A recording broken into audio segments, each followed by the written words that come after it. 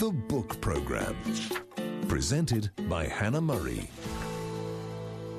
Joining us on the line now from the States is Elizabeth Reynolds. She's a professional caring clown and children's writer. She's burst onto the literary scene with her first adult novel, The Purple Bow Tie. A far cry from Elizabeth's children's stories about the animals of the Amazon, The Purple Bow Tie is every inch an adult novel, an incredible love story that hits both the highs and lows of passion and tragedy. Welcome to the book show, Elizabeth. Thank you so much for having me. It's a real pleasure. It's great to have you with us. And I'm excited to be speaking to a clown. How long have you been doing that for? Yes, I put my clown socks on this morning for you. That's fantastic. How does one get to become a clown? Well, it's a lot of fun. What happened to me was that my dad passed away, and I wanted to cheer myself up. So I took myself to a clown convention. They actually have conventions, and this one was in Orlando. And I learned how to become a caring clown. That's one that's kind of like a doctor clown, except you don't do the medications, you just administer humor. And then I also went to several clown camps. They have one in Minnesota run by Priscilla Moosberger. She is a wonderful Ringling Brothers clown. And going to clown camp is so awesome, Hannah, because all you do is laugh. You're sitting around with all these great professional clowns, and they're cracking jokes. So by the time you leave, you're depressed when you go home because you've been so happy. Oh, wow. I guess but you really do learn a lot. Yeah, and I'm guessing that really helped you to, not move on. You never move on, do you? But help you cope after the death of your father then. It really did. Yeah. It really did. I wanted to give back to the community. And I thought this would be a great way because my dad was a doctor. So it just worked out for me. Yeah. And I use a lot of poetry therapy and creative movement, and I play the guitar. So all of that blends well for helping people to express themselves. Yeah. And what a lovely thing to do, particularly being a caring clown. Yeah, it's very fun. I also did children's parties at one time. I still do them for my grandkids. But when I was a regular clown, I was like a really dumb clown. The kids had to teach me how to do everything. I had a pet rabbit that was actually a skunk, and I didn't know my colors. So they helped me. They taught me. Kids love dumb clowns. Oh, fantastic. So what the lovely thing about that is you're, I guess, bringing a lot of joy to them, but also for yourself, it must be great fun. It really is. It's very heartwarming. And so if I can get somebody to express themselves who hasn't spoken since they've been in a rehab center, if they actually speak words or start singing a song, it's just a wonderful feeling. And the staff gets all excited, too. Oh, yeah, I bet. So tell me about some of the children's books that you've done. Yeah, Saki Winky the Monkey saves the animals. My Spanish language has taken me on different pathways. And one of those pathways was down to the Amazon jungle. I studied Spanish in Bogota, Colombia, and during the summer, I decided to go down to the Amazon and work for a man who had a hotel business in Leticia, Colombia. And I got to meet all sorts of fabulous people, and I got to take people out into the Amazon. I was really a translator. There were real jungle guides who had lived in the jungle, and they're just fascinating. the way they could climb the trees and pick orchids and actually jump into the water to wrestle an anaconda. I mean, wild things like that. So I wrote a book about the animals of the Amazon, and it's a fun book. The animals try to help each other escape from the animal exporter zoo. And the kids love the anaconda, Andy Anaconda, because he swallows the two monkeys that are inside the zoo and takes them out of the zoo under a tunnel, and then he regurgitates them.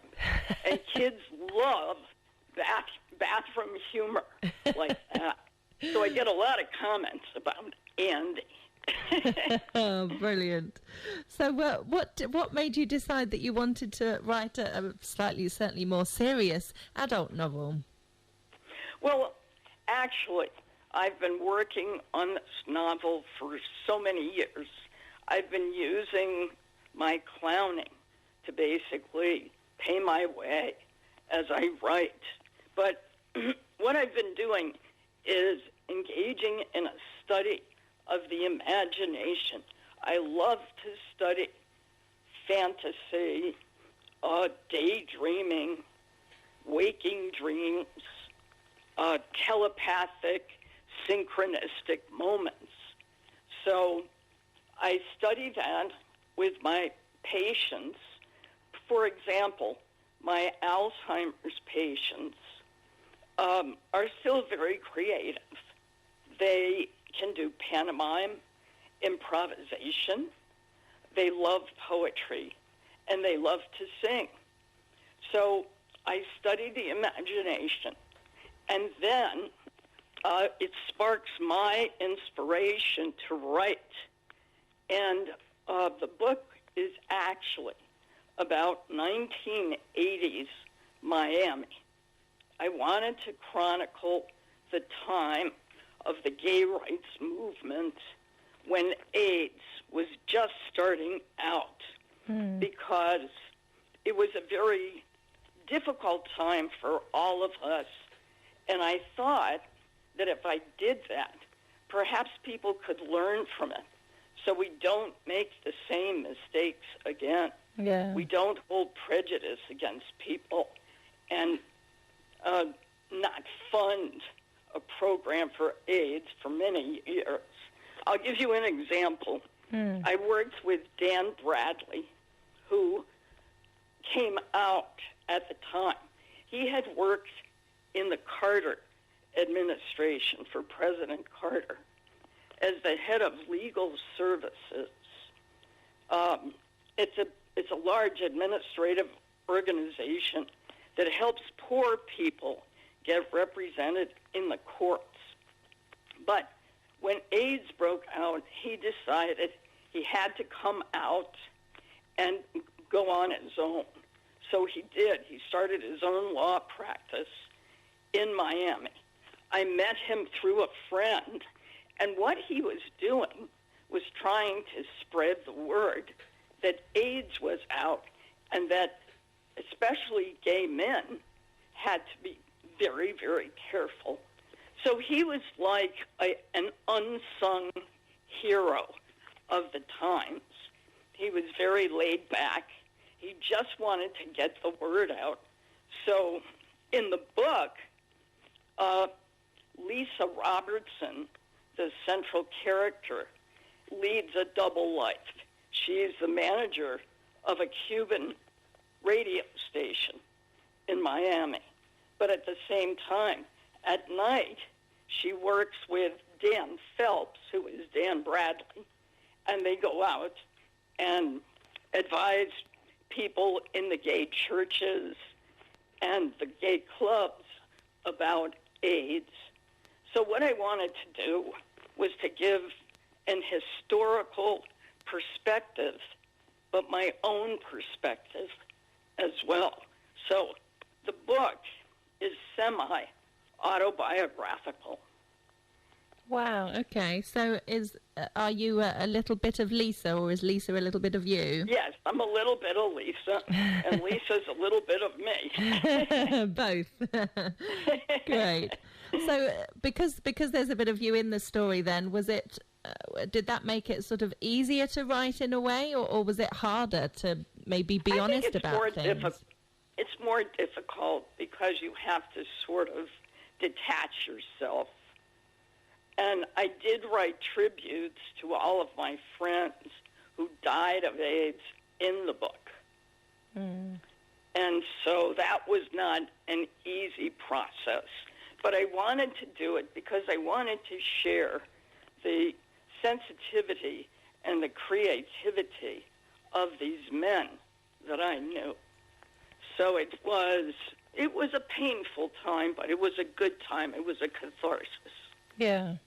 So you said that you know, part of you wanted to share this story so that something like that wouldn't happen again. Do you believe that something like that wouldn't happen again? Do you think we've moved on since then considerably? I think we've learned a lot. We've learned that there was a lot of prejudice associated with AIDS. For example, Dan Bradley was leading protests in front of the White House for 5 years regarding the AIDS crisis before we really started getting funding for AIDS from the federal government.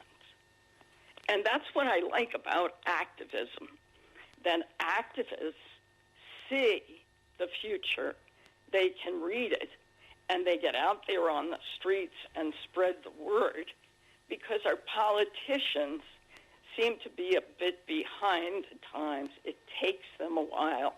And, of course, they also had to deal with the prejudice that this was, in quotes, a homosexual disease at the time. Mm. Well, yeah, the fact that Dan wanted to get it out there but felt that he needed to step down from his position in government in order to do that. Now it's completely changed. Mm. You know, I'm married, and we got married a year and a half ago, and our family showed us tremendous support. Okay. And I'm out in my work, so it's a totally different environment. So I think the gay rights movement has really come a long way since the 1980s. Yeah. But I don't want people to forget it. No. Because a very conservative movement could come along that could closet all of us again. Yeah. So I just want people to be aware. And my friends liked the book because they didn't know about the history of Dan at the time. So tell us why it's called The Purple Bow Tie, can you? What's the significance of that? Yes. The book is a hot, sexy lesbian novel, but it's not your typical lesbian novel. It has a metaphysical twist to it. And part of that twist is the discovery of the two protagonists that they may have had past lives, and the past lives that they experienced were famous lesbians in Paris, Natalie Barney and Romaine Brooks. Natalie Barney she ran a salon in the 20s and 30s, and it was a literary salon. You had Gertrude Stein with her art salon and Sylvia Beach with her literary salon. Natalie Barney's salon was loaded with literary figures, but also with a lot of lesbians. So in the book, the two protagonists basically want to validate their sexuality. So they get into their past lives because they want to understand themselves better. And they explore their masculine sides and feminine sides through their lovemaking and romance. They basically relive the romance of Natalie Barney and Romaine Brooks. So there's a lot about gender identity and sexual fantasy and how we use our imagination. Fantastic. And why purple bow tie? You still haven't explained that. I'm sorry. That's okay. The purple bow tie represents the different sexualities within the protagonist, Lisa. She's sitting at a cafe, and she's looking at a her partner snaps a Polaroid of her, and she looks at it, and she sees 4 of herself in the mirror behind her, and it sparks something in her, and she opens up to her lover, and she says, you know, sometimes I feel like a lesbian. Other times I feel like a straight woman. Other times this masculine quality comes out of me, and I feel like a man. And other times I want to be a gay man. So what they do, and her partner loves it, so they relive all of those sexualities in fantasy in the bedroom. So that's what the bow tie is all about. The fact that we can be very creative in our fantasies. Interesting. So is there going to be a sequel by any chance? I would love a sequel. I have one written in my head. I just want to see the reaction of the readers to the book. Sure. Well, if people want more information on the book, there is a website, thepurplebowtiebook.com, and that is the title of the book, The Purple Bow Tie, which people can buy. It'll be available on our website for people to purchase on talkradioeurope.com, and it's by Elizabeth Reynolds, who we've been chatting to today. Elizabeth, thank you very much for joining us. Thank you, Hannah, and thank you so much for what you do for writers. TRE. Talk Radio Europe. TRE.